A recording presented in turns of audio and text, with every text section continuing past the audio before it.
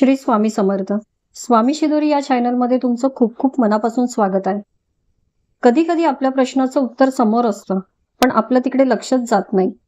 कधी कधी आपली समस्या खूप छोटी असते, पण त्याचा योग्य उपाय मिळाला नाही तर आपल्यासाठी ती समस्या मोठी होऊन बसते। त्यासाठी उपाय म्हणजेच मंत्र जप। नियमित जप केल्याने आपल्या आयुष्यात आमूलाग्र बदल होतात। मंत्र जपाने काय होते, कोणता मंत्र जप केला पाहिजे ते आपण जाणून घेऊया। जप करणे ही साधी सरळ गोष्ट आहे। लहान मुलांपासून ते वृद्धांपर्यंत सगळ्यांनी नियमित जप करावा। रोज 2-3 मंत्र जपले पाहिजे असे देव म्हणत नाही, पण ज्या देवावर श्रद्धा विश्वास आहे त्या देवाचा जप नित्य नियमाने करायला हवा। त्यामुळे आपल्या आयुष्यात जे बदल होतात ते आपण स्वतः अनुभवू शकतो। मंत्र जप कमीत कमी 1 माळ करावा, म्हणजेच 108 वेळा जप करावा।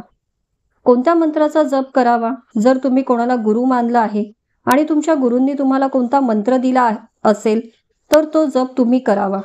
जर तुम्हाला गुरुमंत्र मिळाला नसेल तर श्री स्वामी समर्थ या मंत्राचा जप अवश्य करावा। या व्यतिरिक्त विष्णू गायत्री मंत्र, लक्ष्मी गायत्री मंत्र, कुबेर मंत्र हे मंत्र लक्ष्मी प्राप्तीसाठी आहे। आपल्याला मंत्र जप कशासाठी करायचा आहे त्यानुसार आपला मंत्र असावा। जर तुम्ही विद्यार्थी असाल आणि शिक्षणात तुम्हाला कोणती अडचण येत असेल तर सरस्वती गायत्री मंत्र, गणेश गायत्री मंत्र, शारदा गायत्री मंत्र यापैकी कुठल्याही मंत्राचा जप नियमित करावा।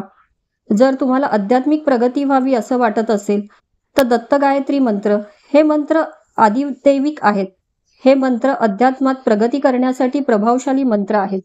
या व्यतिरिक्त संरक्षण करणारे, सिद्धी प्राप्त करून देणारे मंत्र आहेत, जसे की शाबरी मंत्र, नवनाथांचा मंत्र, पण या मंत्रांना सिद्धगुरू कडूनच घेतले पाहिजे।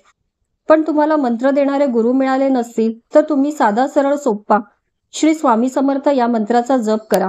या मंत्राने सुद्धा तुम्हाला योग्य मार्गदर्शन मिळेल।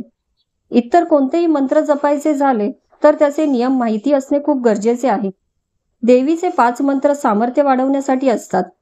गौरी मंत्र विवाहासाठी असतो। संजीवनी, अमृत संजीवनी, महामृत्युंजय, सुदर्शन गायत्री हे संकटहरण करणारे मंत्र आहेत। सामर्थ्य आणि विजय प्राप्तीसाठी म्हणायचे असतात। अन्नपूर्णा मंत्र अन्नदोष निवारण्यासाठी म्हटला जातो। असे मंत्रांचे अनेक प्रकार आहेत। अशी कुठलीही समस्या नाही की ज्यावर मंत्राने उपाय करू शकत नाही। फक्त मंत्राची साधना करताना मनात भक्ती असावी, नियमितपणा असावा, तरच त्याचे परिणाम दिसून येतात। तुम्हीही मंत्र जप करता का? कमेंट करून नक्की सांगा। आजचा व्हिडिओ आवडला असेल तर लाईक, सबस्क्राईब नक्की करा। श्री स्वामी समर्थ।